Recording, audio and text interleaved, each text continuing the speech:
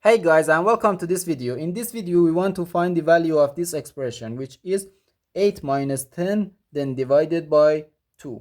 Are you ready to solve? Let's go ahead and get started. 8 minus 10 gives us minus 2 then divided by 2. Negative 2 divided by 2 gives us negative 1.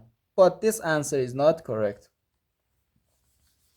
because according to the order of operations, multiplication and division have higher priority than addition and subtraction.